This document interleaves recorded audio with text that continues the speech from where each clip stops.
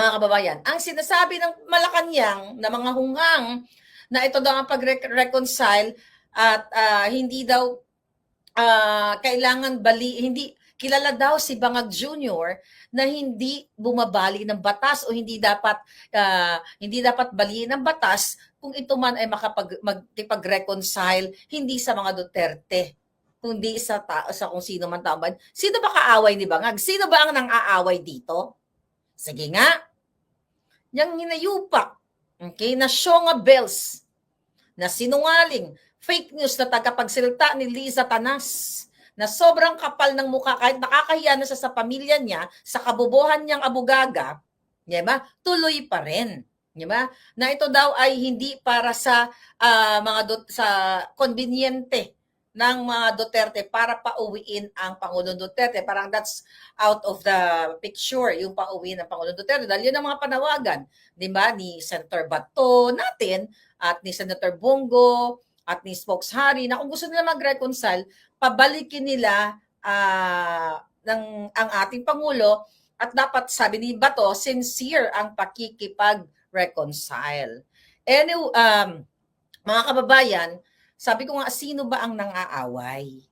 Sino ba ang nagpa-contempt sa ating mga kritiko o sa mga like tao ni Inday Sara, si Attorney yung kanyang Chief of Staff nga, tama, di ba, Chief of Staff niya, si Attorney Zulaika Lopez, si Colonel Grijaldo na nanindigan, na hanggang ngayon, kung gusto mag-reconcile ng Bangag administrasyon na ito, yung ginigipit nila katulad ng dating pulis na nagsilbi sa bayan, si Colonel Grijaldo, ay hanggang ngayon ay nakadetine pa.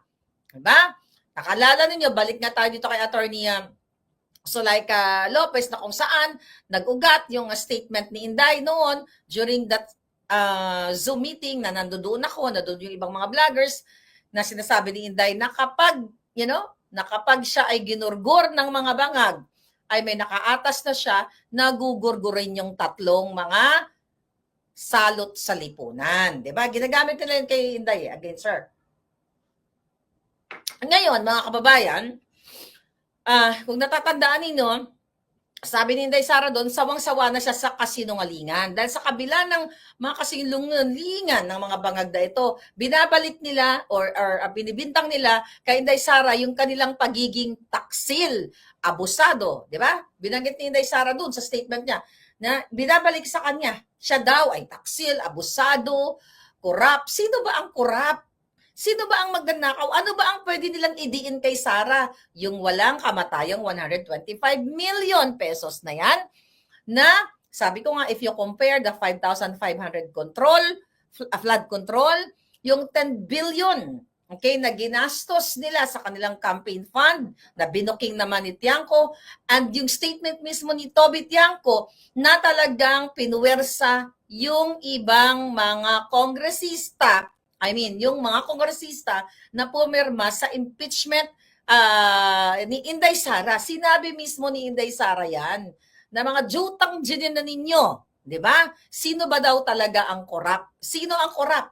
Ano ang sinasabi nila tuwing after session? Nalala niyo yun? Sinabi ni Inday. So anong sinasabi ng mga kongresista after nila magdadakdak doon sa Congress? Kapag naka-turn off na yung mikropono, ano sabi nila? Kasi during last year kasi kailangan namin ng pera, mag-i-eleksyon na kasi, at pakisabi kay Inday Sara hindi naman talaga namin ginagawa ito eh. Sabi niya, tagal si Inday Sara doon na mga jutang ginina ninyo, kung hindi nyo pala gusto ang ginagawa, particularly kay sino yon? Joel Chua, di ba?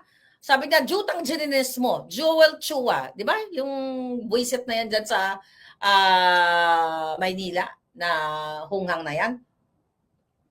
Yeah? Jutang ginimes, hindi nyo pala gusto ang ginagawa ninyo, pero dahil sa ngalan ng pera, dahil sa ngalan ng eleksyon, di ba? Kayo ay pumirma. At ngayon, mga kababayan, kitang-kita yan sa statement ni Tiangco, ni Toby Tiangco, ni Congressman Toby Tiangco na kanilang campaign manager, mga kababayan, na talagang binigyan nga ng pera, cash, sinabi din yan, 1.5 din 60 million, plus yung mga proyekto, yung pork barrel or yung itong kanilang mga ginagamit sa AKAP, kung ano-ano AX, kung ano-anong mga ayuda na yan. Hindi ba tama si Inday Sara? Di ba?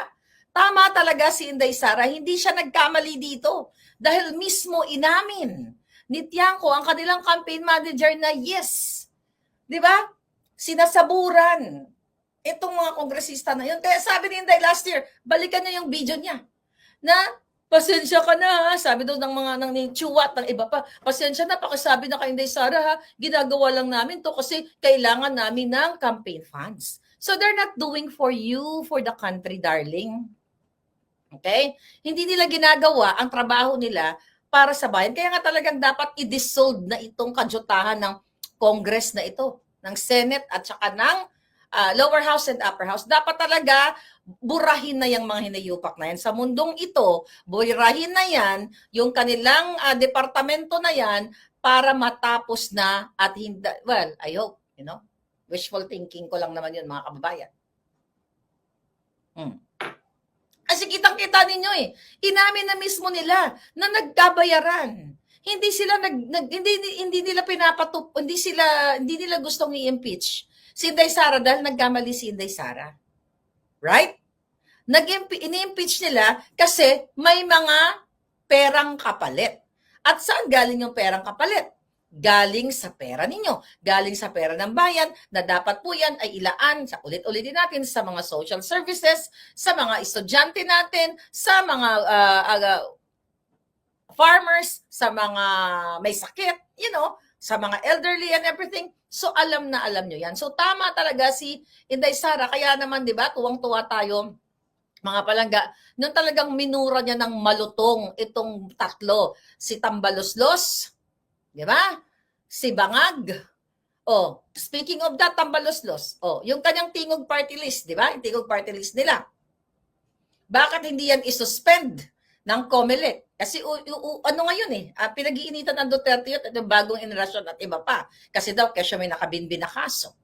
Pinaliwanag na ni Cardema na yung kanilang Duterte Youth Party ay noong 2019, yes, may kinakaharap silang kaso, but still, yung mga yung during that time ay na-proclaim pa rin sila din 2022 at yung kaso na yan ay iniraise doon sa Supreme Court ng mga complainants and then yan ay nabasura.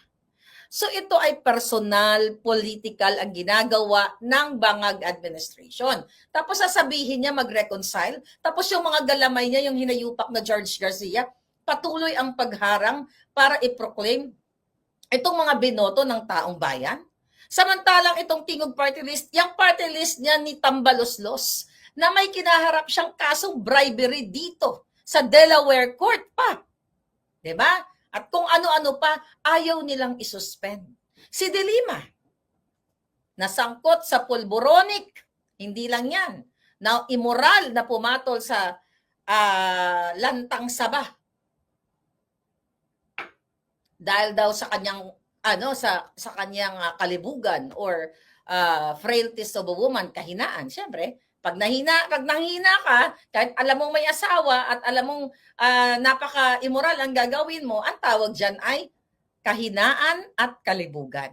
Kasi kung hindi ka naglilibog-libog, naglibog man ba ang ulo ko? Kung hindi ka naglibog-libog, bakit ka naman papansin sa isang sabang basura? Right?